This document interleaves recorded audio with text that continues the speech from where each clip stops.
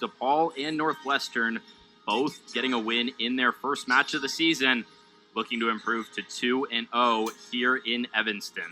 As you take a look at the Wildcats lineup. Unchanged 11 for Russell Payne and the Wildcats. Fritz Volmar still not fit enough to start. May see him off the bench. Played around 15 minutes on Thursday as our center official, Kalen Radisov, gets us underway here at Northwestern Medicine Field. Tyler Glassberg is the player that has come into this 11 for Fritz Volmar, sophomore from New York, spent time in the New York City FC Academy.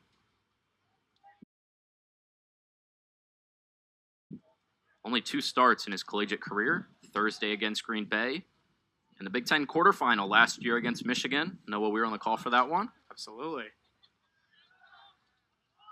And we, of course, remarked at the time, big moment for Glassberg to step into. Didn't acquit himself poorly in that role. And for those of you who didn't watch that game, recommend going back and watching the ending. Handball, Ghost Handball, spoke to Mark Clattenburg, FIFA official, who has no idea what happened on that play. So I think that tells you a lot. And honestly, just the Ghost Handball is underselling it. There was chaos for about 5 minutes surrounding the Ghost Handball, of all types, really. There was arguments made that wasn't even the only handball missed in that little stretch.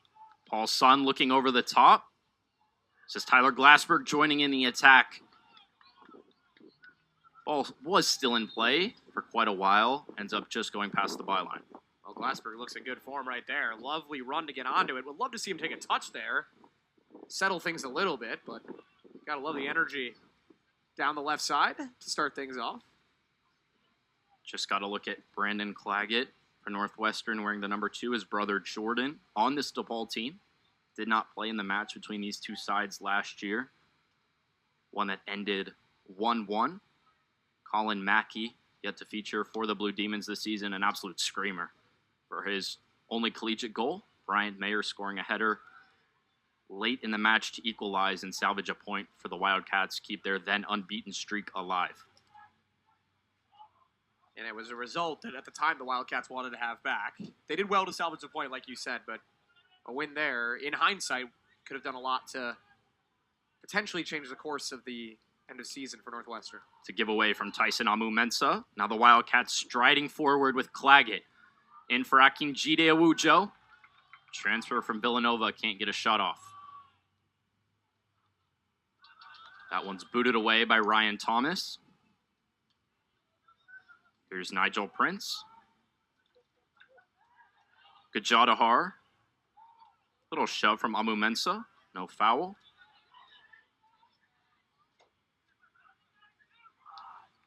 Jason Gajadhar just booted forward. And there is true freshman Grant Kellner. Just 19 years old. Bad giveaway, though. Colin McCamey is right to it. Kellner does enough to put it out of play. Well, the first touch lets McCamey down there a hair, but this Wildcat team already looking very dangerous going forward. To get that kind of touch in scoring position for Awujo already, even though he wasn't able to turn it into a shot. Awujo, header there, missed all of last season with the Villanova Wildcats. The knee injury sustained in a preseason scrimmage. Comes here to Northwestern for his grad season. Another transfer, Brandon Claggett's been in this program for a little while now. Played his first 2 years at Pitt.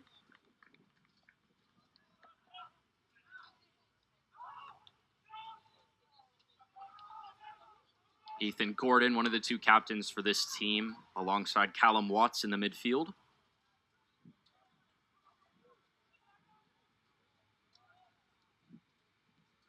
Reese Mayer cuts that one out. This ball played over the top, looking for Keegan Pace, but just a touch too hard into the hands of Rafael Ponce de Leon. Already seeing a lot of communication with this DePaul side. Not necessarily surprising, but a little conversation there on the near side between Ryan Thomas and Nathaniel Enriquez. Just about positioning, it's easy to forget how early we are in the season with a DePaul team that's got a lot of transfers in it, a lot of pieces coming together that haven't necessarily come together much. Still a lot of conversation and talk to be had. McCamey's ball sprayed out wide. Tyler Glassberg looking for doing. Northwestern experimenting a little bit. 3 back in possession. There is Mark Plotkin, 7th season, this one at DePaul. Still looking for his first one with a winning record. Has some experience with Northwestern, director of operations for their soccer team. Got his master's degree from this university. Well, Plotkin's such a local product. You know, graduated from DePaul in his undergrad. Then, as you said, went to Northwestern, director of the Northwestern program, back to DePaul as the head coach. You could say that he's pretty familiar with these two teams in the Chicago area as a whole when it comes to collegiate soccer. Nigel Prince's header, only as far as Logan Finnegan, transfer from IU Indy, formerly known as IUPUI. Always trips me up. I'm like, IU Indy, what is that, D3, D2? I don't remember that. No longer IUPUI. Thomas in for Finnegan, who's cut out by Nigel Prince. Finnegan draws the foul. Logan Finnegan, 5 goals last season for IU Indy, second team All-Horizon League, making his 50th career collegiate start this afternoon. Another look at that foul right there. Nigel Prince displeased, but clearly went through the back of the leg. It will be Callum Watts who stands over. Not a great free kick, in all honesty, but DePaul retains possession at the edge of the box. Once more for Watts. On the far side for Noe Hernandez. It's cleared away by Nigel Prince. And it's a really warm day today. For the women's game, we had a lot of heat. It's cooled off a little bit. The shade's starting to extend over the stands, and we'll approach the field here soon. Both teams looking very energized in the early going. No heat-induced malaise so far. Honestly, a little bit more energy than I think we expected. DePaul obviously had the huge score output in their first game, but they've been a little bit more end-to-end with it this game even to start. Tyler Glassberg and Colin McCamey putting a challenge in. Well, that is fancy footwork. On the far side for Noe Hernandez. Goes down, doesn't win a foul. And not called for a handball either. He went with the old, put your hand on the ball to force a call trick, and he didn't get either way. And that is McCamey once more. Straight into the chest of Amu Mensah. Usually if they don't want to give you the foul call, they at least call you for the handball. He was left without a whistle entirely on that one. We expect this one to be a tactical battle. Both of these teams, 4-4-2, mid to low block, want to sit off. But when they bring on their subs, both of these teams expected to press. We saw a number of chances come up for DePaul against UIC on Thursday in that very way. Here's Bryant Mayer, whistled for the foul on Ryan Thomas. The other thing, Matt, to what you're talking about, sometimes when both teams want to sit in that mid to low block, neither of them actually get to, and what results is a little bit more of a frantic game. Which it's been we're only 7.5 minutes in, but we've seen a little bit more of that.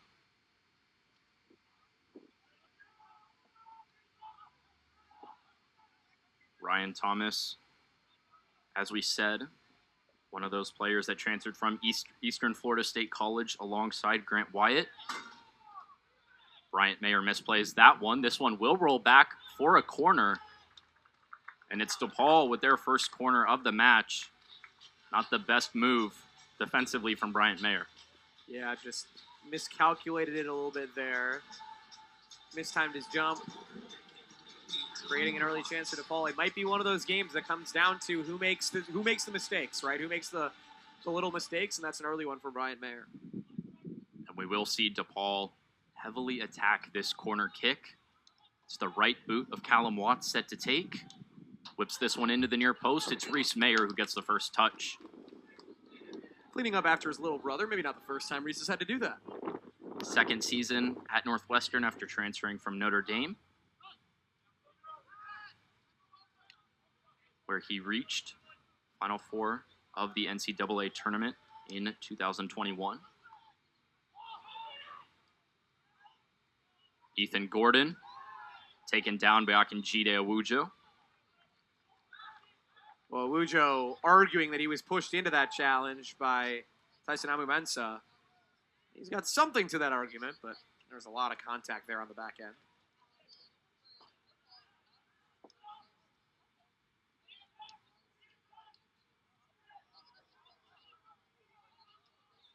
Now a bit of extended possession from DePaul. I like to do this with Santiago Davila stepping up, splitting the center backs. Good header from Tyler Glassberg. Put that one out of play.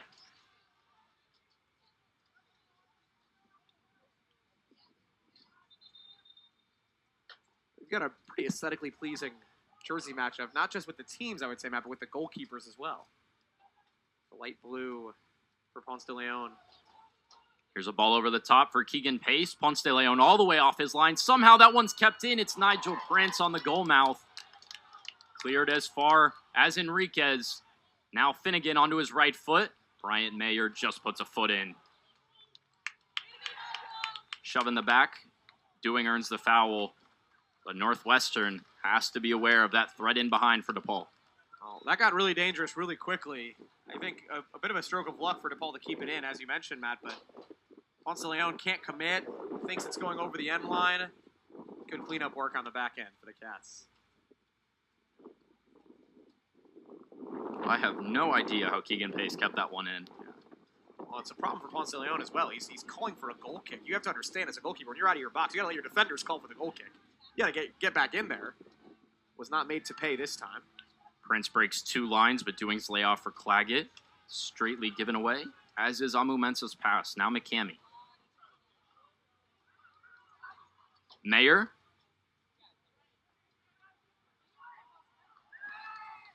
Back for Prince.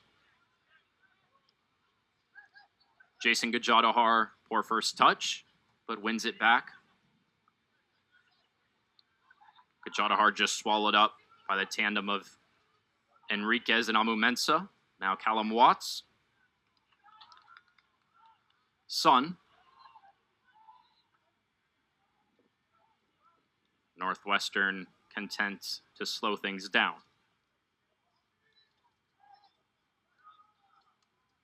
First time we've really seen the Wildcats sustain possession for a little bit. Perhaps actively efforting to slow this one down a bit and not get into a frantic back-and-forth battle. Christian Baumgartner scored one of those 4 goals against UIC. DePaul conceding inside of 4 minutes in that match, then proceeding to score the next 4 unanswered to build themselves what ended up being a less than comfortable lead.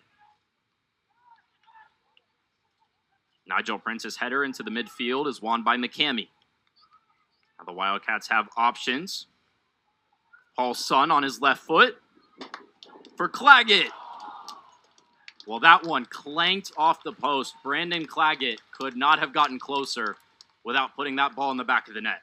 Couple really nice plays to start off that move for Northwestern. First, Nigel Prince gets away with a little shove in the back to win a ball. Gajadhar plays it down nicely for McCamey. Starts a break. Paul Sun cuts it back beautifully. A lot of really nicely worked balls in there. Finishing with a great shot from Claggett. He did exactly what he wanted to do with that. Just left it about a foot to the right of where he was hoping. Brandon Claggett, 2 goals in his collegiate career. Last one coming against Ohio State last season.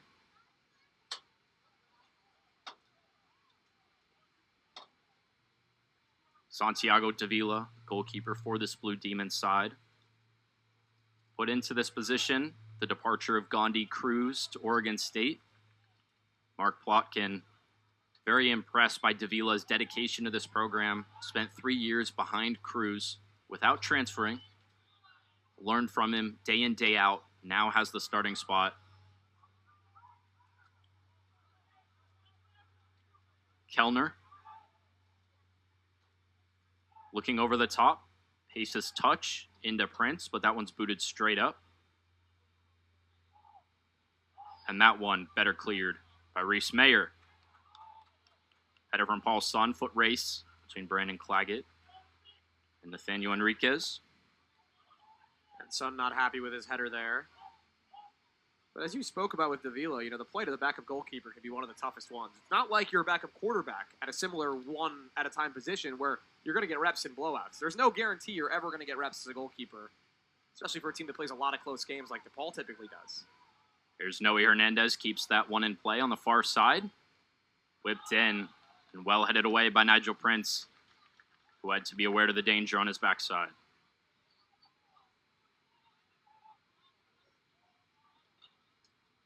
Nelly Hernandez, a revelation for this DePaul team last season. Big East co-freshman of the year, 5 goals.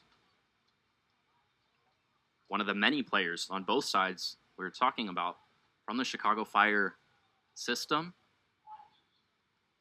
Nigel Prince header only as far as Enriquez. Thomas's overlap elects to go with Amu Mensah. Thomas played in, cleared away by Prince. DePaul threatening a handful of times now on this left-hand side through Ryan Thomas. One intriguing thing I noticed on that last throw-in, Matt, that I hadn't thought about before, with the new layout here at Northwestern Medicine Field, there's no room to back up and really go for a long throw on that far side of the field. It's blocked off all the way, and only on the very ends of the field on the near side is there any space at all, because these stands are now built, for football, which is obviously a much narrower field. So less space. Certainly you couldn't do any kind of flip throws, but even if you just want to line up a long throw, you don't have as much room to work with as you'd usually like. I don't know how long Bumgarner was even thinking about going with it, but he certainly feigned like he was going to go for a big one before throwing short. Well, I mentioned Hernandez. What I heard from the team after the spring game between these two sides was he was disgusting. I think that's quite a good trait to have when you're a winger. Here is another winger, Brandon Claggett. Pace and skill to beat his defender. What a ball from Claggett, Paul's son. Pardon, that's Tyler Glassberg coming all the way in from the left side to try and get ahead to it. How good has Claggett looked in the early going here? He is ripping off some great runs, some great balls. That's wonderfully placed into the area. Northwestern has the height advantage here in the 6-yard box. Glassberg does well to rise to it, just couldn't quite get there in terms of redirecting it on frame. Both teams have looked quite dangerous in the early going. You mentioned Hernandez down the right side, down the left side with Thomas. Plenty of energy for DePaul, and Northwestern has fizzed in some great balls as well.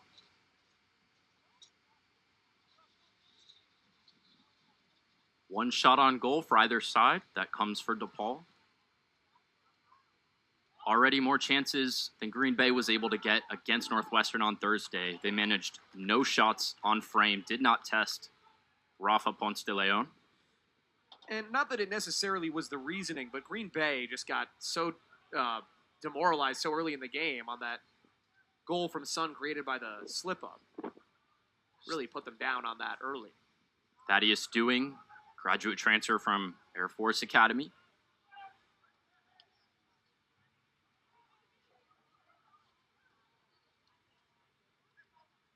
Jason Gajadhar wriggles around Logan Finnegan. It's a great way of putting it. Sometimes the way he just shakes his shoulders.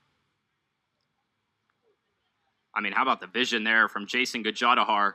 Now picks it back up, looking to slip in, Dewing. Well, that would have been majestic from Jason Gajadhar. It's an excellent one, too, from Gajadhar and Awujo. DePaul is allowing a lot of space in the middle. You mentioned it's good vision from Gajadhar. That's certainly true, but DePaul's allowing a lot of space in the middle within this 4-4-2 they're running. They're even more spread out than Northwestern is defensively and creating space for Gajadhar and McKinley to eat up. We've seen them do it a couple times already. Interesting to see if that continues. Gajadhar, 3 goal contributions last season. Big Ten All-Freshman team 2 years ago.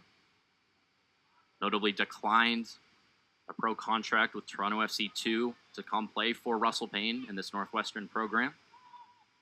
Reese Mayer, not a good enough clearance. Now with Enriquez. Gordon. Now Davila. Will Northwestern step up the press? Is Awujo. Tried to force the goalkeeper into a pass. Well, how he picked that one out. Keegan Pace can't do enough. A goal kick. Boy, I really thought that was a corner. Prince perhaps lucky to get away there.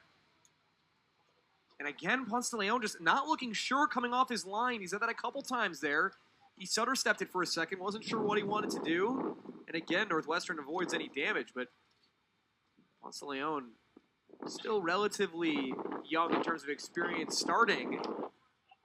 Hasn't looked sure of himself today. Well, Awujo Gets an arm in the back from Ethan Gordon, wins the foul. We talked about Davila as that backup goalkeeper. That was Ponce de Leon the last 2 seasons. To Jackson Wyman last year for this Northwestern team. Made 3 starts in relief of Wyman. And then to Kent Dickey at Villanova his freshman year. Of course, Russell Payne has a certain history with goalkeepers. Not even a history, just an ongoing present. Just, he's the goalkeeper guy. Ponce de Leon early in his starting career, as you mentioned, Matt. I fully expect him to be one of the Big Ten's best as the season goes on. But there are growing pains for any goalkeeper, even one in Russell Payne's program. Payne traveling with the U.S. men's Olympic team to Paris this summer. He told us, I knew he was coaching goalkeepers over there. I didn't realize it was goalkeepers and set pieces. Interesting combination of things. It's a combination that happens on many squads, of course, but for a present college coach to coach those 2 things at that international level speaks really highly of how his work is viewed. Baumgartner looking to find pace. Now Glassberg trying to shield off pace. Still battling those 2 as McKemmy comes to help. Pace gets the better of it, finding Baumgartner. Now Reese Mayer just dragged down. Reese Mayer does a good job of getting in the path there. Oh, and there's going to be a yellow for dissent. A lot of chatter going back down the pitch from Baumgartner, the new Lenox, Illinois native, local kid. He was really displeased with that foul being whistled. He earns the first card of the game. It's tough. I mean, getting a yellow for dissent this early just does not put you on a good foot for the rest of the game if you're Baumgartner.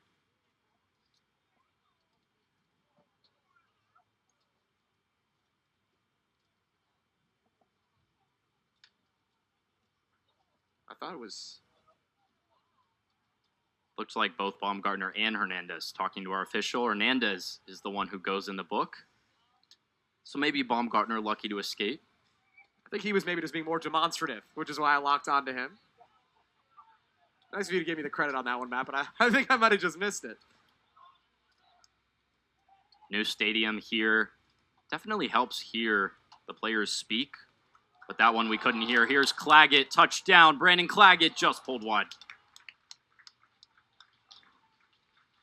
Grant Kellner bidding for offsides. I certainly do not think he was. Another great ball down the right side.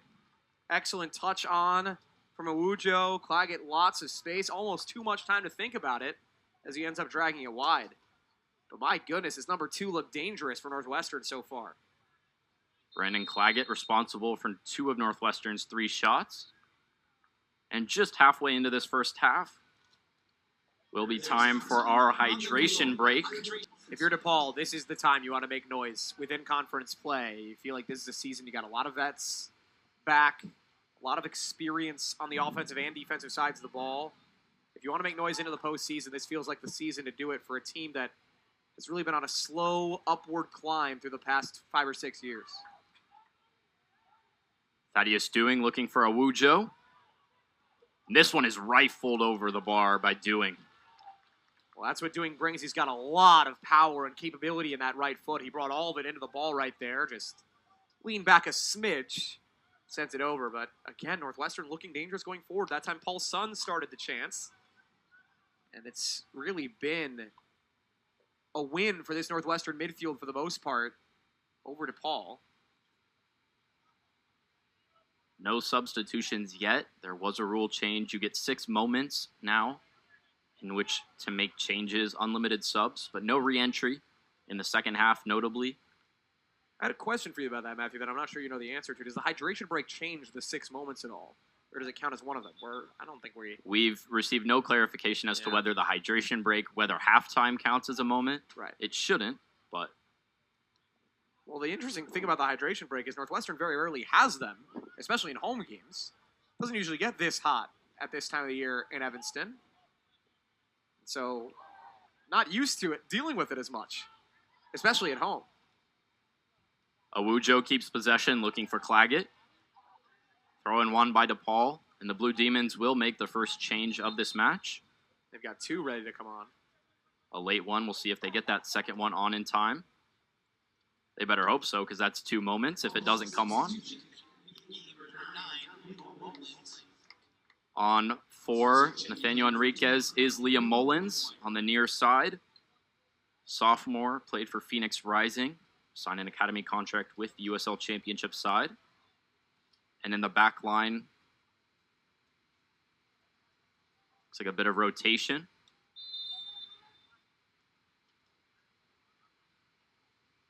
Well, Ethan Gordon has come off, and that is the first time in his career in 28 games now that Ethan Gordon has been subbed off. Wonder if just with the Heat, I believe they can bring him back for the second half. So you wonder if just for the Heat, trying to give Gordon the 20-minute rest in the first half to make sure he's super fresh for the second. Still not a sub that you would expect. Played every minute last season, 2 assists.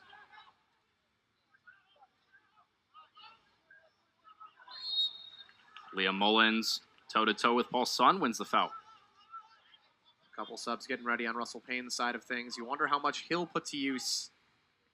Some guys potentially coming in for this back half of the first half and then leaving his starters in for that second half. Russell Payne on that committee helped determine those rule changes. He said it was a long time coming, this substitution rule. This ball over the top, headed by Mayer back to the hands of Ponce de Leon. Will be Javen Vandeventer and Chris Staggard, the 2 subs for the Wildcats. Obviously brings the NCAA a little bit more in line with international soccer. Something that a lot of coaches on the men's side have looked for a while, but there's been some dissension about the changes, of course. There always is. Well, apart from subs, you have to imagine at some point the form of timing will be closer to the pros where the referee controls the time. All these players used to that in their clubs. Now with so many of them playing for their MLS Next Pro teams, their academies. This one for Thaddeus Doing. Can Doing get a shot on target? Puts it back in. Glassberg. Can't get it past the DePaul defense.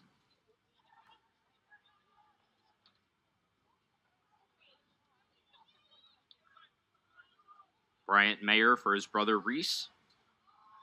Gajadhar picks the ball back up and plays it back for Ponce de Leon. Another example of these goalkeepers being a little bit overly aggressive there. Davila gets caught out. Doing creates a chance, but the Wildcats can't capitalize. Gajadhar over the top. That is Nolan McGuire, who came in for Ethan Gordon. Christian Baumgartner coming into the middle. It looks like with that fencing on that far side, might have been McGuire that just clattered into that rail. That's tough. Got taken out by a bigger player over on that side.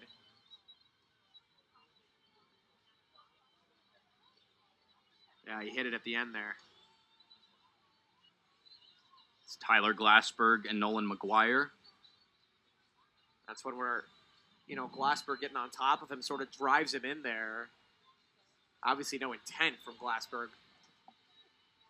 But a difficult situation. Now, luckily for McGuire, he didn't really hit it while he was in the slide. It was a little bit after the fact, so able to shake it off a little bit easier. And that is one of the concerns with the layout of this field. Those rails at the moment. But Nolan McGuire fit enough to carry on after being checked out by the trainer. Chested down by Watts. Well, there's the physical presence of McCamey. DePaul retaining possession. Now Glassberg. Gajadhar just punches this one forward and out of pressure.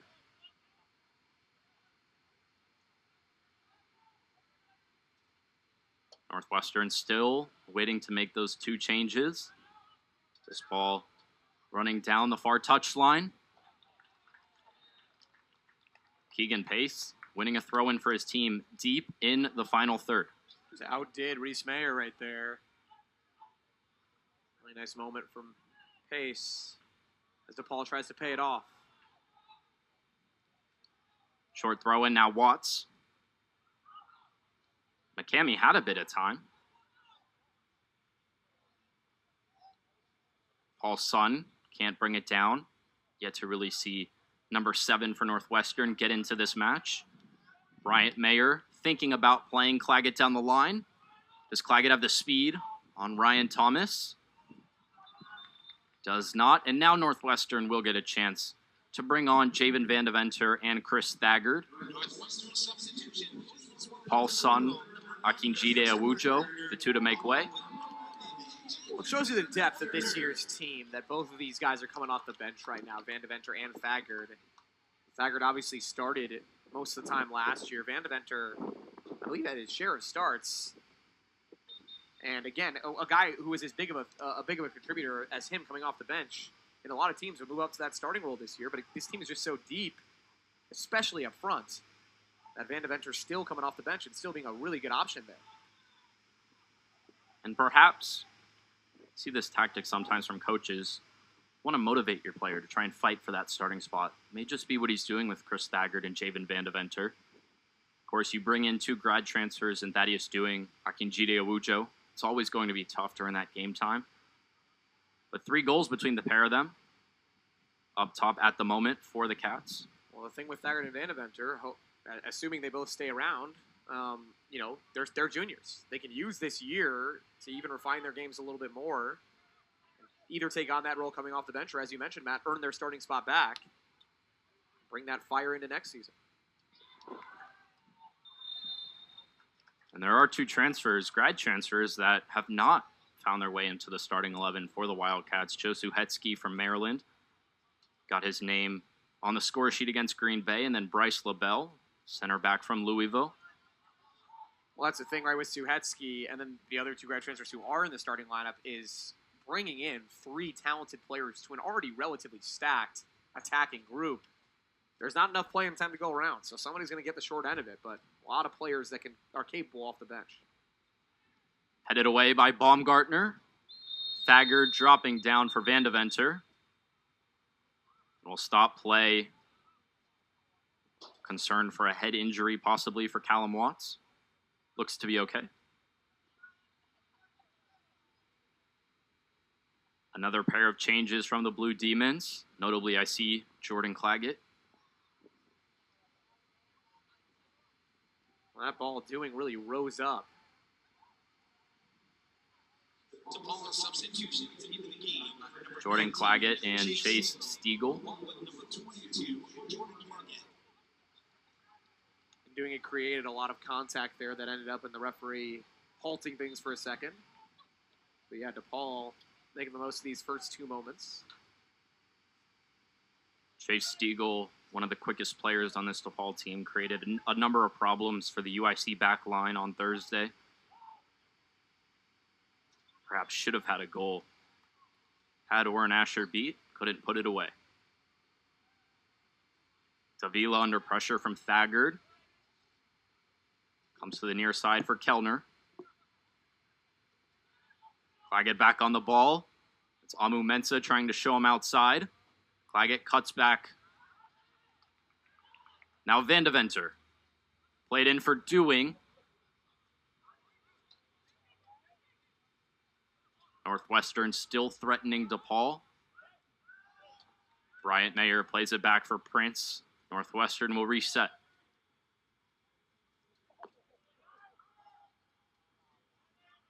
There's a great ball in from Vandeventer. If Dewing had been 6'6", it might be 1-0 right now. Just missed over the top.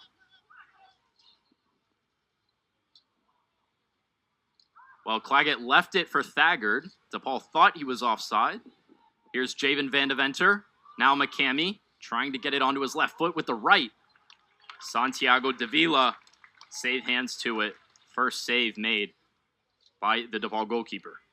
Again, the amount of space Northwestern is getting in this midfield, even when they go forward. Again, McCamey, look at how much room he has with the ball. Once he gets it back onto his right, there's nobody even really running at him. Maybe rushed it a bit. Not his best effort, but it bodes well for Northwestern continuing to create chances during the day unless DePaul really shores things up.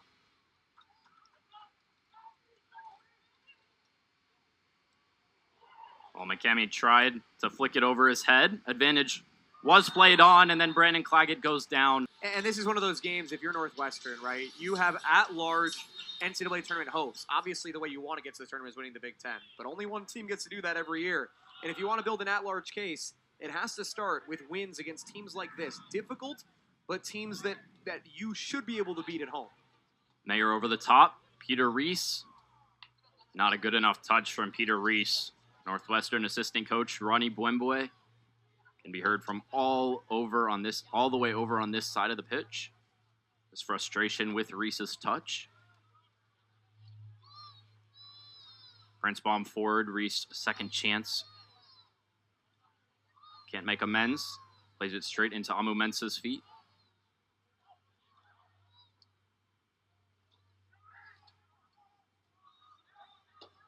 Keegan Pace back on for the Blue Demons.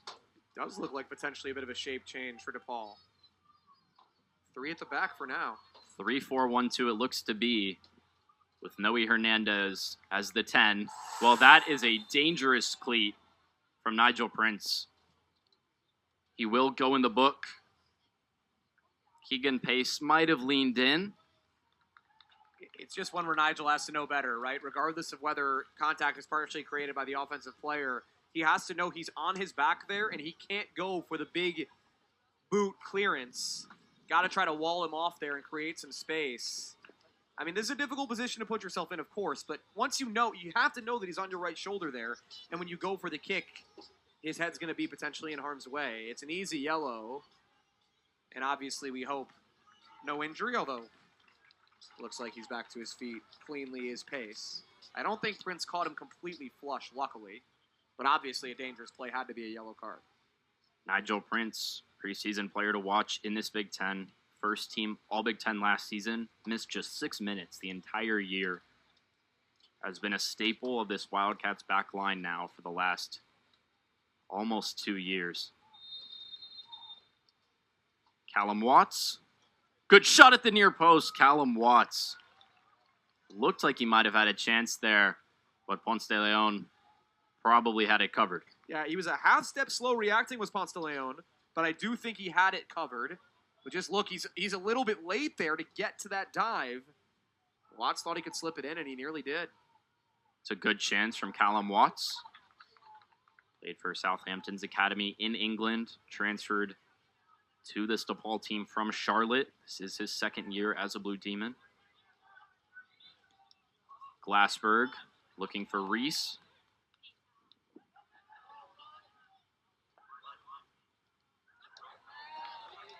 Well, here's Chris Thagard now with room to run. Thagard driving in. Taken down after giving the ball up. Does not get the call from our official, Keegan Pace. Our official says onside. Keegan Pace touch over the head of Nigel Prince. Bryant Mayer there to cover his defensive partner. The only way Keegan Pace was onside is if he was on his side of midfield, because he was beyond the Northwestern defense, to be sure. And I don't think he was on his side of midfield either, although it was pretty close. Didn't matter in the end. The official on this near side has seen a couple of pleas for offsides in the first half, of course, from DePaul. And now potentially from Northwestern, and has not given offsides once. Booted in towards Peter Reese. See how he holds up play. Draws the foul. That's one of Reese's strengths. He hasn't been great with his feet so far today, but using that big frame to shield there and earn the free kick for the Cats. Well, only Mark Plotkin will know whether this change in formation was designed to get a goal, or perhaps due to the absence of Ethan Gordon. The three-man back line is now Ryan Thomas, Christian Baumgartner, and Grant Kellner. Jason Gajadhar. Now Joe Suhetsky on his right foot. Had a crack, did Suhetsky. Not too far off. Ooh, his right foot is really dangerous. We saw it against Green Bay when he put one away, but my goodness, that ball came screaming off the foot and looked like it might stay under the bar for a good long while there. I mean, Suhetsky doesn't have that much space to work with here, and still able to really deliver a nice-looking shot. He's one to watch in this attacking midfield for Northwestern. Suhetsky has that collegiate winning experience that Northwestern needs. Won the Big Ten regular season with Maryland 2 years ago. under head coach Sasha Sorovsky, also Russell Payne's alma mater. It's such a great sign for what Russell Payne has built here, that he's getting transfers from programs like Notre Dame, although that was a little bit of a special case, like Maryland. You know, really good programs that are turning out great players and great teams. And Russell Payne is getting not only just players from those teams, but players who played, who had experience within those teams. Peter Reese, Suhetsky could have opened his body up had Tyler Glassberg on the near side. I'm not sure on that touch from Suhetsky. Maybe a little bit too keyed up from the shot. And didn't do what he wanted to. But again, Northwestern is starting to find their footing very quickly in this half. And DePaul. While heavy pressure from Peter Reese forces Christian Baumgartner to boot this one forward. Man, if Thagard had a cleaner first touch there, that could have been a real chance for him. Adimondi overextends. Now DePaul a chance on the far side. That's Jack Brennan. Came in at halftime.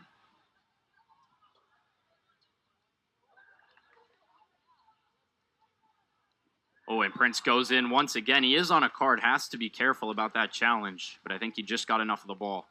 I think it was all ball, to be fair, but again, his boot is up. I mean, you're absolutely right, Matthew. It's risky, to be sure, because if he comes in 6 inches left there, all of a sudden he's got a foot fill of calf, and it's a big problem. This game is starting to get pretty physical. We saw Reese send Thomas to the ground. The fouls are mounting a little bit. We had 11 of them total in the first half. Already had 3 early in the second half here. Also coming on at halftime for DePaul is Max Padua on the left side of midfield, a teammate of Grant Kellner's at the Chicago Fire. Also played alongside Wildcat first years Joel Ine and Michael Ramirez, both of whom are on the bench today. Haven't seen a lot of Noe Hernandez. Just looking that time for pace. Who's just muscled by Reese Mayer right back up to his feet. Reese Mayer doesn't win the throw. Well, I believe Hernandez has switched sides. We didn't see them attack much up the left while he was over there in the first half. Then he was on the right some. Now back on the right. Seeing the ball a little bit more. Has a wicked left foot. Loves a free kick from this side of the field. Santiago Davila, 40 yards out of his goal. Baumgartner over the top for McGuire. That's a delectable pass. Tyler Glassberg, well aware.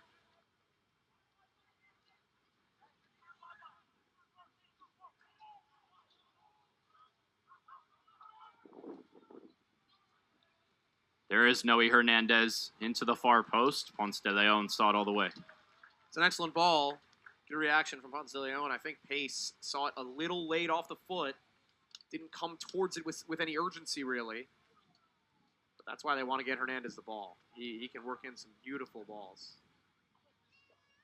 You can see him just roaming all over the field right now.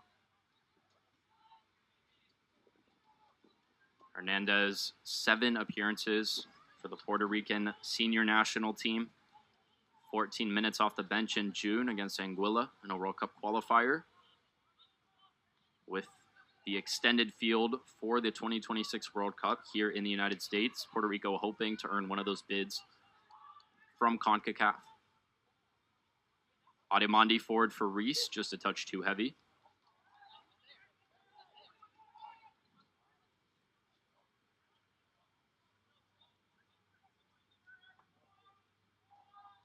Thagard forcing into Baumgartner. Now Kellner. Picking his head up. Amu Mensah calling for it over the top. Caught in 2 minds whether to target Pace. Here is first year Padua.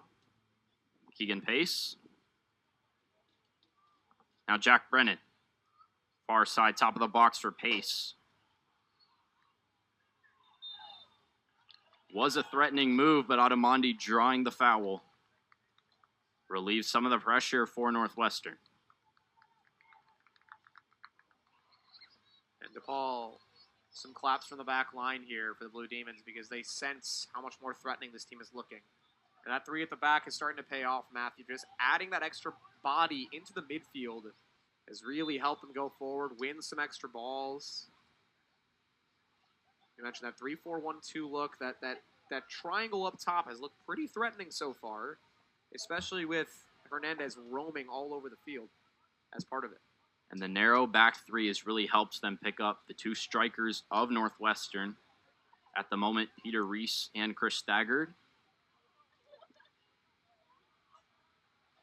Last touch off Padua. Still a number of Northwestern starters on the bench. Colin McCamey, Akinjide Awujo, Thaddeus Dewing.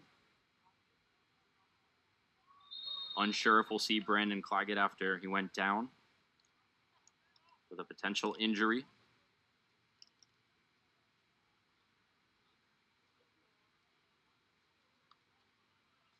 Chested down. Northwestern wins a foul. Far side of the pitch, right at the edge of the box. Well, this is unfortunate for Northwestern because they'd like to have McCamey on in this moment. Still a couple other guys who can serve a ball in. Looks like Suhecki's standing over it for now. Let's take another look at the foul. Oh, yeah, that boot just creeps up into the midsection there. Padua, the youngster out of Arlington Heights. Another one of those Fire Academy players you talked about, Matthew.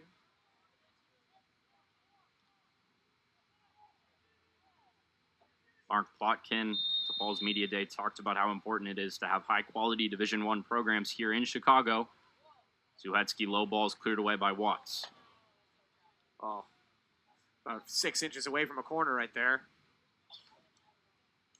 So I think Zuhetsky thought it was a corner. He was going over to deliver the corner. Brian Mayer said, no, I'll take this. Reese Mayer won't take the long throw. Nigel Prince will not be in the box. Bryant Mayer has a shot. It's a good throw from Bryant Mayer. Is flicked on.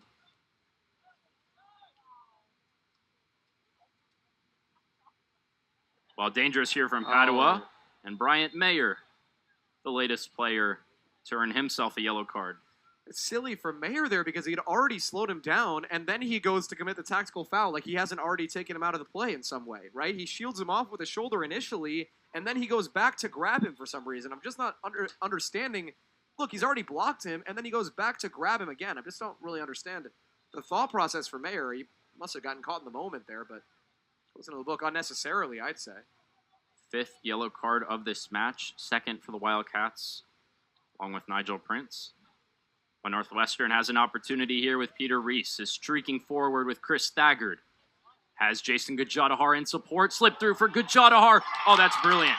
That is absolutely brilliant from the Northwestern Wildcats. Jason Gajadhar, his first goal of the season.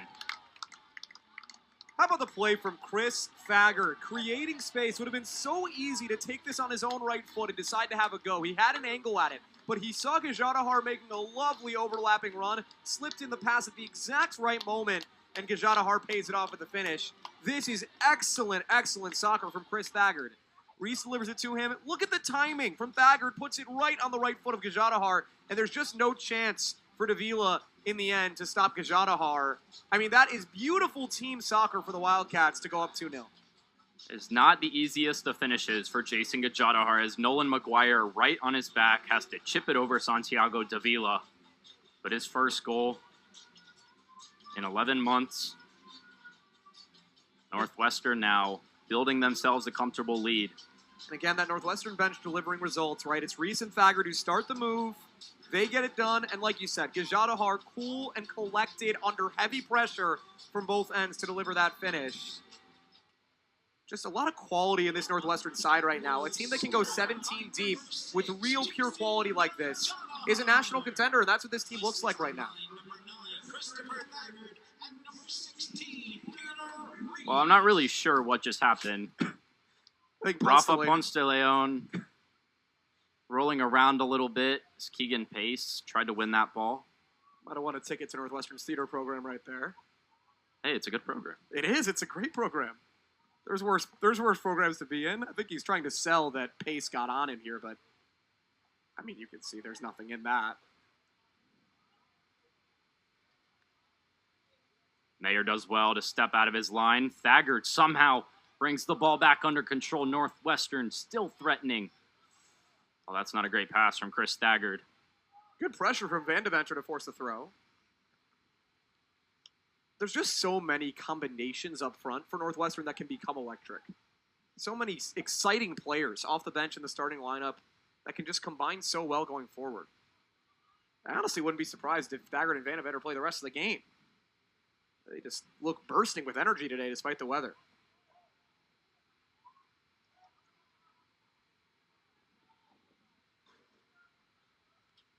Northwestern, a matchup with Drake later this week. Could be good if Russell Payne could give some rest to Akinjide Awujo, Thaddeus Dewing. And yeah, not to say that Awujo and Dewing didn't look, especially Dewing, didn't look dangerous as well. That's it, right? It's Northwestern has all this experience, all this talent up front. And honestly, I feel like I'm giving short shrift to the defense. There's a reason they haven't allowed a save to be made by Ponce de Leon so far. It's been real dominating defense for the Wildcats.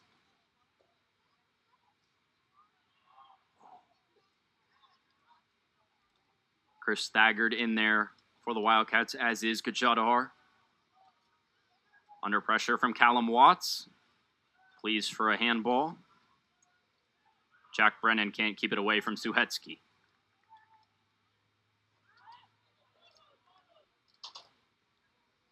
Well, ball was intended for McGuire. Not cleared away convincingly by either Mayer brother. But they built on each other, and that's what matters. And now DePaul will step up their pressure. It's Keegan Pace leading the line. Forces Ponce de Leon to go long. And Chris Thagard will be called for offside. Yeah. It's too bad because he had momentum going forward, and yeah, now he's kicked the ball away, so the clock will stop. I don't think he was ready for Ponce de Leon to deliver it that far over the top.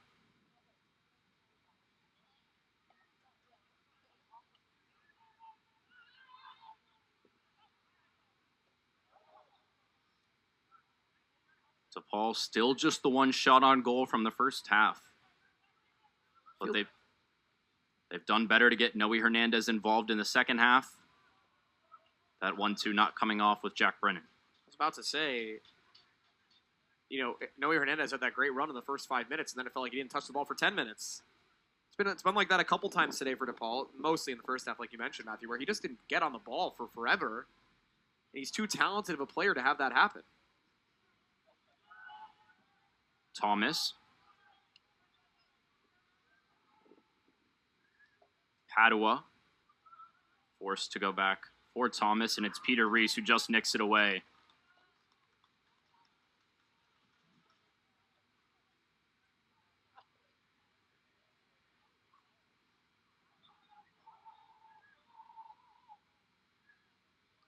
Perhaps wonder if we will see Jack Finnegan again.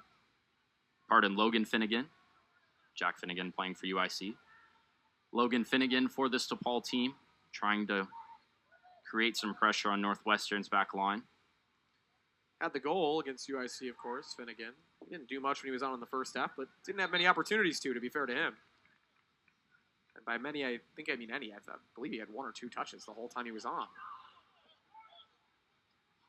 It's a tough gig as a forward, Matthew. When your team doesn't get you the ball, there's not a whole lot you can do up there. Keegan Pace, to his credit, most of his action has come defensively. Yeah, he's been tracking back significantly and has had to. Kellner launched forward for Pace. Mayer apt to deal with that. Peter Reese just slowing things down for Northwestern. Nigel Prince connecting with Suhetsky.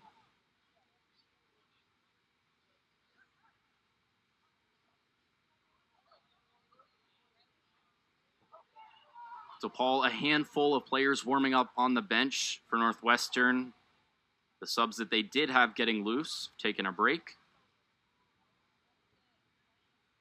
Glassberg really getting up this near side. It's been the Wildcats almost mirroring the Blue Demons. with sending Glassberg up into more of a winger position, settling into 3 at the back a little bit more often. And it helps, I mean, when it's just those 3, they have one of the more experienced back lines in the country, even though Brian Mayer is just a sophomore. Mayer goes down behind the play after heading that ball away. Now our official will stop the clock to check on the grad student. You hope for Reese Mayer it's just the wind getting knocked out. He's grabbing at that midsection. Didn't see exactly what happened there. Oh, just taken out a little bit in the solar plexus there. Oh, might have taken one in an area you don't want to take one.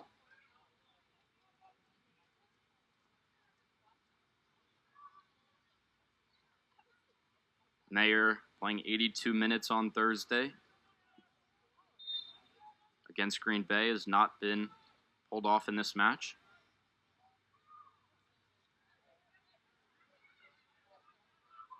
Grant Kellner trying to get forward. Back heel from Reese now with Glassberg. Northwestern has an opportunity here with Thagard, who gets it to Van Deventer. It's Padua having to come all the way back. Well, Noe Hernandez can't turn away from Bryant Mayer.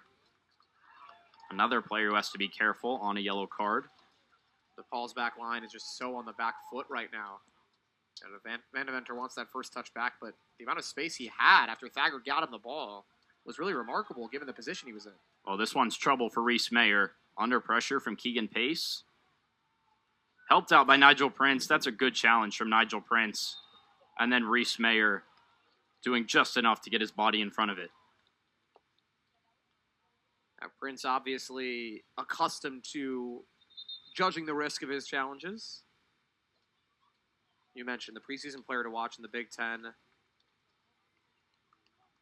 Last year had one of the more underrated, under-the-radar seasons for a defender in the country. Again, nobody expected anything of him necessarily coming into the season outside of this program, obviously. And just burst onto the scene as one of the nation's most polished defensive players in general, let alone center backs. Hoping to continue that run of form going into this season. Came up through Atlanta United's academy. A couple of subs for Northwestern, including Dewing, who's on the ball now, who's looking forward. He's trying to find Brandon Claggett. Good to see him back in this match. Paul's son back on as well. Had a really strange clash there at the start with Ethan Gordon. Or pardon me, that was Callum Watts. Brennan makes a run in behind. McGuire was looking for him. Reese Mayer. Good intelligent play to find Gajadhar. Northwestern sprays it out wide for Claggett. Run in behind from Sun. Awujo brings himself back on side. Smart by Sun to not play that ball in. Here is Awujo. Eats the contact from Amu Mensah. Sun for Suhetsky, lets one rip. It's hard not to get excited when he gets his foot into one. Sun with a couple canny little plays there. And again, DePaul just allowing a ton of space right now. I mean, Suhetsky runs onto that ball completely unchecked. You understand why he wanted to hit it one time, but he honestly could have taken a touch. Just not a lot of pressure right now. Awujo forcing Davila to play this one in the air. Callum Watts clobbered forward. Another one for Pace. Prince doesn't do good enough to deal with that. Keegan Pace still keeps possession, goes down. DePaul gets numbers forward to support Pace, who's just hobbling a little bit after that contact with Prince. Whipped in by Watts. No one at the back post for DePaul. Just the one runner in Jack Brennan. Not exactly traditional hold-up play from Pace, but he got the job done. And then it's on the rest of his team to get in there, right? And like you said, Matthew, again, not only just the one runner, there's nobody even making that secondary run. There's nobody even in behind to clean up, right? If the ball gets recycled, et cetera, et cetera. There's just not a lot of momentum going forward for DePaul at all right now. It feels like they're so on the back foot. in a way that they weren't at the start of this half, and they've settled back into that after the second Northwestern goal. Like, they can't find their way forward again.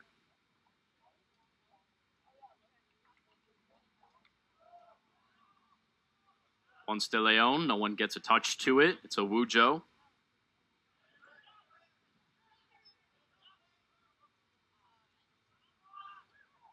Well, not good from Amu Mensah. Now with Paul's son, Glassberg. On the near side. It's well done by Amu Mensah, making up for that mistake. Now DePaul a chance here. Breaking on the far side through Padua. No overlapping runners. Forced to go back with Brennan. Giving Northwestern time to get into their shape. Hernandez. Tough pass in for Brennan to deal with. Gets it to McGuire. This one looking for pace. Dealt with by Nigel Prince. That was better from DePaul because, as you mentioned, originally, Matt, they weren't coming forward as Padua tried to kickstart a run. But as the ball progressed forward, they started to move with some urgency, really put some numbers in the box. And as Finnegan comes back in here, you would hope that there could be an infusion of a little bit of energy into this side. Liam Mullins back on as well. He had some good energy in the first half. And Padua switches over here to the right, but stays in. Interesting. For a guy who didn't come on at all in the first half. Chase Stiegel can't dribble around Mayer.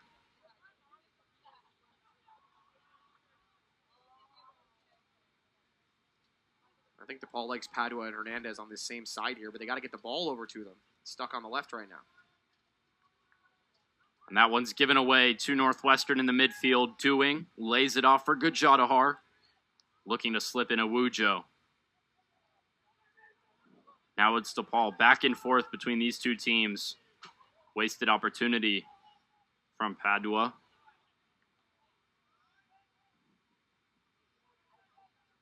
Just the last couple of minutes. No flow really being generated from either side. Claggett shoved off the ball by Chase Stiegel. I think Awujo thought he was offsides there. I'm not sure he actually was. Northwestern does earn the throw. Like you said, Matthew, DePaul especially desperately needs an infusion of some sort of flow. Somebody to just set the tone for them the way that Gajadhar and McCamey often have through the middle for Northwestern today. Jordan Claggett just coming on for Callum Watts. Saw him talking to Grant Kellner, telling him to push up. Perhaps some direction from Mark Plotkin and his staff. Interesting to see Watts come off the captain. Had looked a little tired. Paul's son can't find a gray shirt. Played over the top from the newly entered Claggett. This one will roll into the box for Ponce de Leon.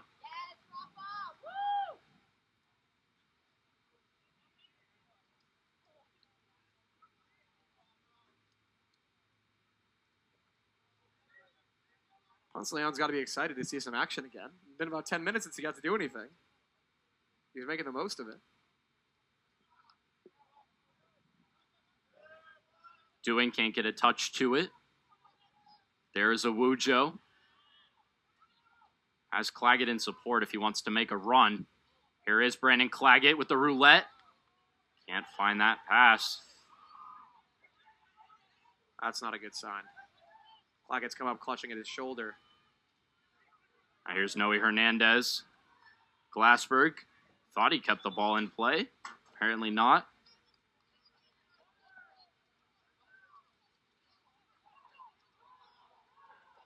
Well, Northwestern getting caught out by that restart from DePaul. Chase Stiegel thought about a scorpion kick, except he's 5 yards away from the ball. I think Northwestern had thought that play would be halted because Claggett was so slow to get up, but he had gotten back up and was jogging back into the play. Now he's down again. And again, not a good sign because he was grabbing at the shoulder, that same shoulder that he injured in the first half. Well, this will be our hydration break. Reese Mayer having words with our assistant referee for not stopping the play there. We will see how Brandon Claggett is able to deal with this potential injury suffered in the first half. Northwestern got a second goal through Jason Gajadhar in the 56th minute. They lead 2-0 Don't go anywhere. End of this one coming up on Big Ten Plus. Fritz Volmar came in the first half, as you mentioned, just second half action against Green Bay. Claggett's replacement on that right side, Ibrahim Obeid.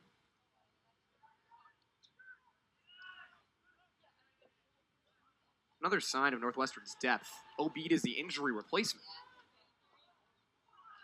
Well, that pass could have been better. Fritz Volmar's first touches of this second period. Yeah, he's not happy with himself either. But just to finish my point on Obeid, this is a guy I think would start for a lot of NCAA teams. Maybe even some Big Ten teams. And, he's in the rotation here, but kind of the back end of it. Shows again how deep Northwestern is. 8 starts last season. I have to say, does fit better in a traditional back four attacking-wise. But it's just been ousted, I think, by Bryant Mayer. He got a lot of his starts when Mayer did get injured at the tail end of last season. And acquitted himself well in those moments. And now playing that winger role that you mentioned, he didn't play much of last year. He was the right back for the majority of the season. I mean, again, either coming in for Mayer or when Mayer was injured for those games. Be interesting to see how he acquits himself.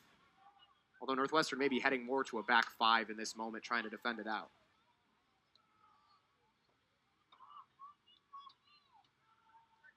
Would-be savvy play from Russell Payne. Seen him do it a number of times, just trying to hold on to these 3 points. Yeah, not necessarily parking the bus, but at least easing it into position, if you will. Amu Mensah connects well with Hernandez. You've seen Amu Mensah a number of times this half, just talking to teammates, telling them calm, settle. DePaul's played a lot of early balls that they haven't really had to play, especially in the second, when they would be better served just taking some time on the ball, especially now that Northwestern's sitting back a little bit. Here is Amu Mensah in the middle for Finnegan. Can't connect with Mullins. Well, the trouble Northwestern flirts with here is as non-threatening as DePaul has looked at times in this game. It's nicely handled by Prince there. They are still very capable of scoring quickly. Well, that's not good enough for Christian Baumgartner, who just manages, I think, to nick the ball off of Akinjide Awujo. Not sure what Awujo was looking for there exactly. Was not going to get either a foul or a corner. Maybe just looking to look.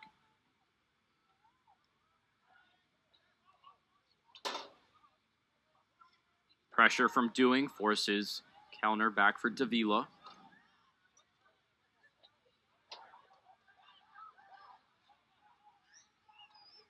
Now DePaul trying to make something happen on the far side through Nolan McGuire. Not sure Nigel Prince was trying to do there, but it didn't come off. Now space opened up from McGuire stepping forward for Awujo. Just can't keep possession as two Blue Demons nick the ball off his feet. Oh, the numbers game against Northwestern up front right now. Awujo is surrounded. Something he hasn't had to deal with much today or this year. It's another thing Northwestern's done really well through these first two games is equalize numbers going forward. Give their athletes opportunities to work in one-on-one situations.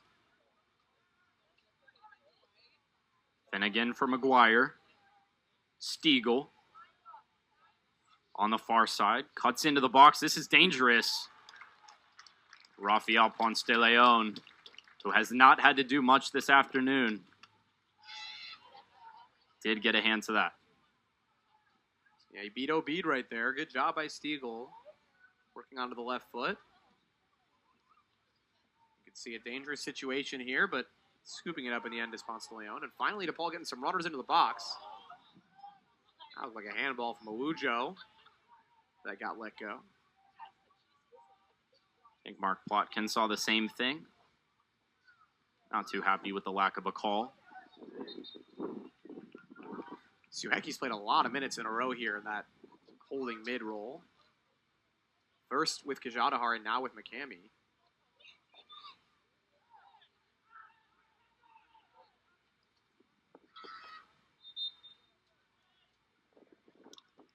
You can tell Northwestern really confident in all three of those central midfielders to play in any combination. Under a quarter of an hour for DePaul to try and rescue a point. Play like that will not do it.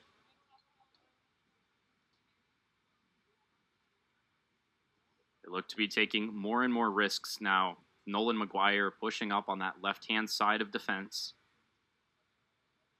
You got to credit Mark Plotkin. You know, his team has not looked dangerous for most of the game, but he's made the adjustments. He's trying to push this team forward. There's elements on this team that are trying to push forward, that are trying to create opportunities. Like you said, take more risks. It's a situation they have to take risks in. This is clearly not a team content to go down scoreless here. They are really trying to push for something, and Northwestern's just not allowing them to. How this DePaul team would love to have Merrick Gonda right now. Grad transfer to George Mason. 4 goals and 5 assists last season. Over 20 goal contributions in his career as a Blue Demon. There was a conversation in the middle there for a while. Now there's a conversation, it looks like, with the AR on the far side. Not really sure what any of these conversations are entailing. Not a lot has really happened recently. Not sure what the pause and play was there. Cammy heads the ball over Northwestern's bench. It's funny, the game has actually gotten less chippy over the last 20, 25 minutes. And it seems like the conversations and stoppages have increased. And now there's stoppage for time wasting, I suppose. Oh, a sub coming in. Another one of those new rule changes. Clock stops in your head. Last 15 minutes, I believe, for substitutions. Oh, here's a new look for Northwestern. Looks to be Yun Tran. And Michael Ramirez goes up top. Michael Ramirez making his collegiate debut. Glowing reviews from Russell Payne. I think you were about to say local. I was going to say local. He's the local kid. I was about to say glowing reviews after that, though. Russell Payne was so excited about him when we talked to him. This is a local recruiting class that Northwestern has brought in. Ramirez, really one of the jewels of that class. I expect him to really make an impact. Russell Payne said it's the first time he's really gone into the south side of Chicago recruiting-wise. Not necessarily due to lack of trying on his part, but due to lack of purchase. And was able to... Aiden O'Neill from just up the road. Went to New Trier High School, another one of those freshmen. Absolutely. You got Ramirez from the city, of course, and Jolene out of Orland Park, not too far away. Fritz Volmar Peoria, that's a little far for my taste, but, you know, nothing against Fritz. Here's Padua. Amu Mensah looking for Mullins. Paul Son just content to play the ball out for a throw-in.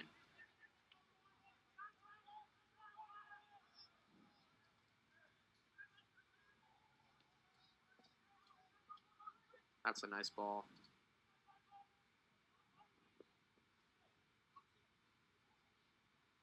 Hernandez in for Mullins. Last touch comes off Mayer. Ponce de Leon. You can tell how frustrated Hernandez has been because he's now complaining about things he knows are nothing. I think he wanted an indirect kick right there on the pass back, which I don't think any referee on the planet would give you ever. But hey, no harm in looking for him.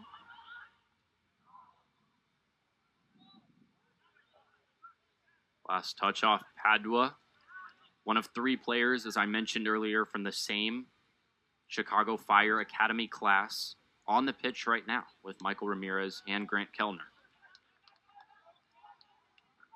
You know, just in general, the future of soccer, college soccer, everything soccer in Chicago is so bright right now. What a great class from the Fire Academy this year. So many youngsters from this area who are really phenomenal players. And we're starting to see it on the international level as well as the yellow card comes out there. I was just going to mention Georgi Mihailovic getting into that action with that men's national team over the over in the Olympic team and scored a goal over there. Had some really impressive play. The local kid. It was Liam Mullins who had his shirt pulled. Another card coming out of the pocket of Kalen Radisov. It's Reese Mayer. So now all three of Northwestern's central backs in possession on a yellow card. Not exactly where you want to be. Northwestern's got to be feeling pretty good that this is 2-0, not 1-0, because with 3 on a yellow, it's not a situation, if a goal is as dangerous as it would be in that situation, that you want to be in. Those players have to be smart now, knowing that it's not the time for a tactical foul.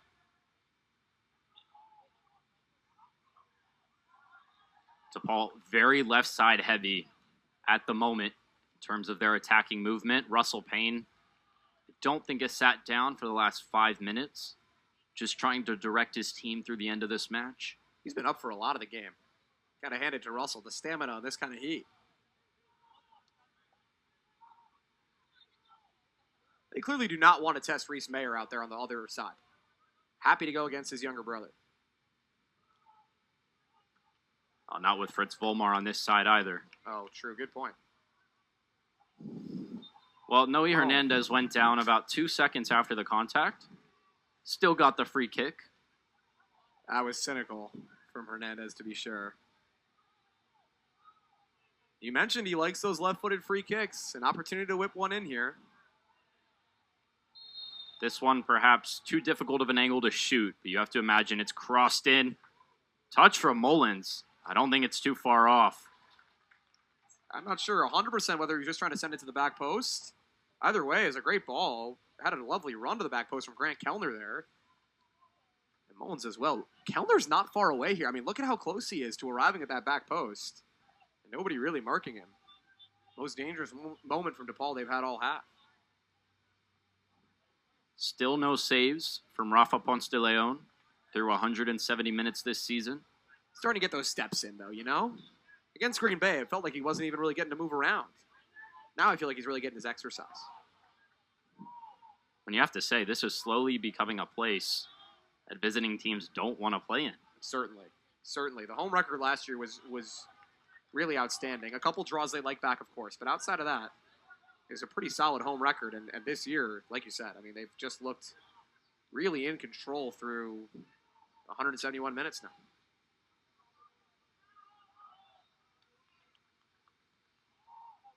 Obviously, a new look Big Ten. Well, Noe Hernandez doesn't get the call. Paul's son, Santiago Davila, was well off his line. You saw the idea in Paul's son's mind, but just couldn't pull it off. And something has just taken Noe Hernandez out of this game mentally. I mean, not to say that definitely wasn't a foul, but it wasn't a surefire enough foul to give up on the play. And he is just, I don't know, he's not completely locked in right now, it doesn't look like. You can see again there, coming together with doing. Hernandez, Mullins finds himself in space with the ball. Still now with Mullins. Claggett in the bright neon yellow boots. Finnegan looking down the line for Padua, who was just a couple of steps too late to get to that. The other thing here that we haven't talked much about, Matt, is Northwestern, since they've rotated deeper, they just look a lot fresher than DePaul right now. DePaul's a lot of guys, and I think part of this has to be it for Hernandez as well, who hasn't come out all half. They have a lot of guys who have played just a ton of minutes, whereas Northwestern has been rotating much more frequently. The Wildcats have sent in 9 subs total, whereas DePaul has sent in 6. And the subs have played more minutes on the Northwestern side of things. And DePaul still have moments for their substitutions if they wanted to use them. Yeah, certainly. They got at least 2 left, probably 3. Chase Stiegel is fouled by Obeid. Play quickly restarted. Amu Mensah has had a lot to do in the middle of the park for DePaul, up and down the pitch. Padua connecting well with Claggett. McCamey ends up on the better side of that.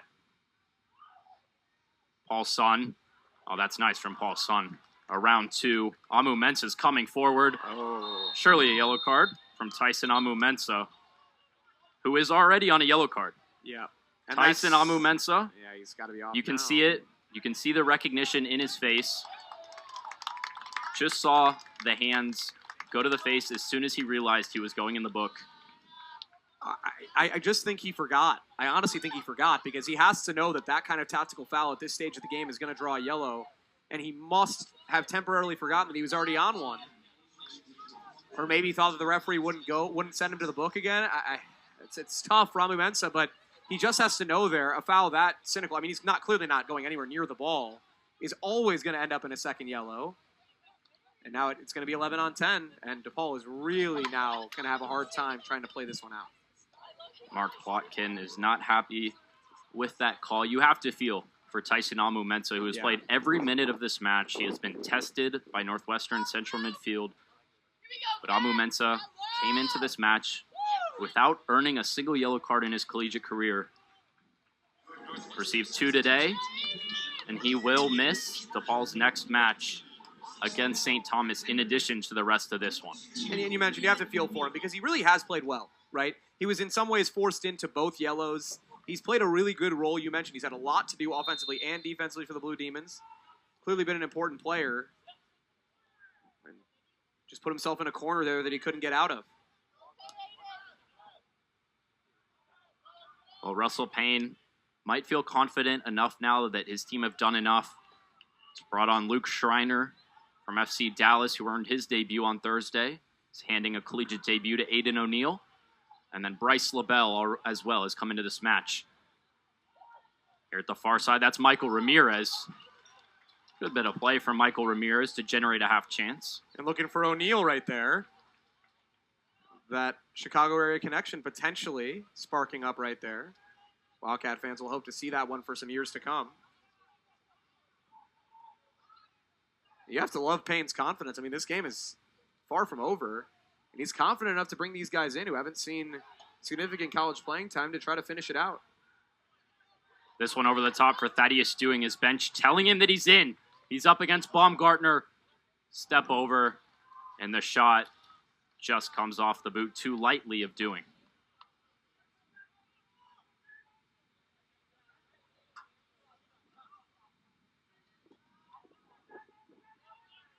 Northwestern still up 2. DePaul 5 minutes to find 2 goals to salvage a draw down to 10 men. Obeid wins the header against Finnegan. Finnegan down, draws the contact and the call.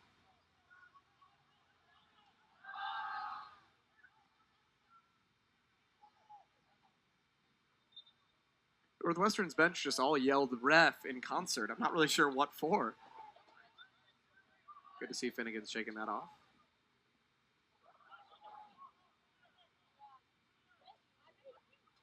It's Jordan Claggett standing over this one for DePaul.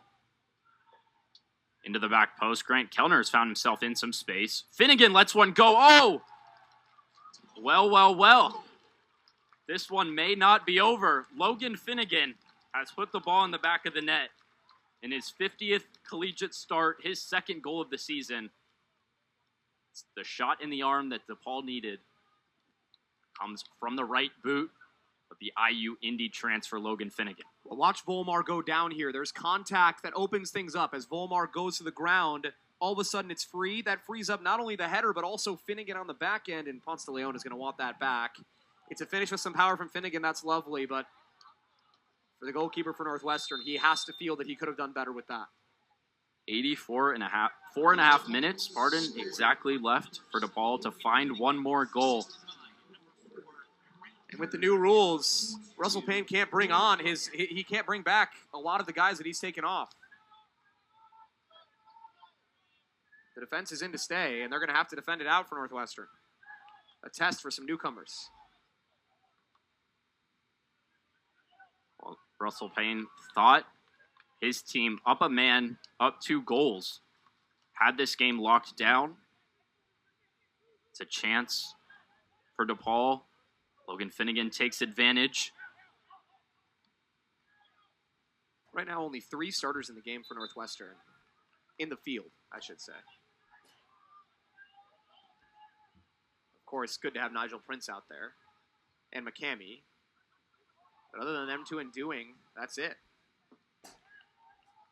Chase Stiegel looks to get the better of Obeid. Ball had run out before he could make his move. See how much time Northwestern can run off the clock here. Well, remarkably for Russell Payne, as DePaul begging for the clock to be stopped. You know, he doesn't seem concerned, really. Hasn't looked too stressed or anything like that. Just trying to direct traffic. Does paint a very tranquil picture there on Northwestern's touchline. This is well done from Thaddeus Dewing, who has a chance. Plays it for Aiden O'Neal. O'Neal's brought down, but I think Padua got all of the ball. Now Ramirez still working in the box, clipped to the back post.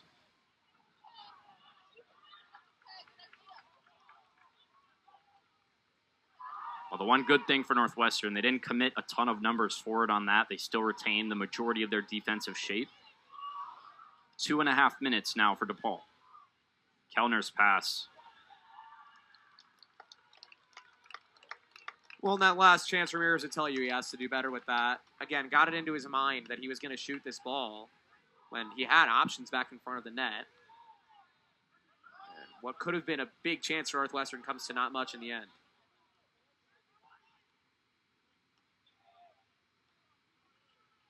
McCamey headed back forward for Dewing. Cleared forward by Baumgartner. Now Chase Stiegel. Finnegan. Great tackle from Nigel Prince. Still Nigel Prince. That's what he does. Comes through in the big moments. Well, Davila effectively a field player at this point, with his team down a goal, down a man, needing something special.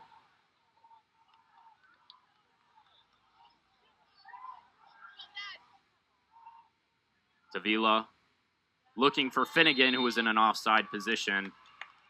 And that bodes well for the Wildcats. Should be able to take even more time off of this clock.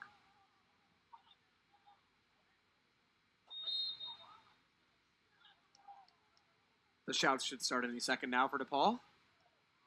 Not that I blame them, of course. Well, they're not too quiet either from the Northwestern side. They're clearly not happy.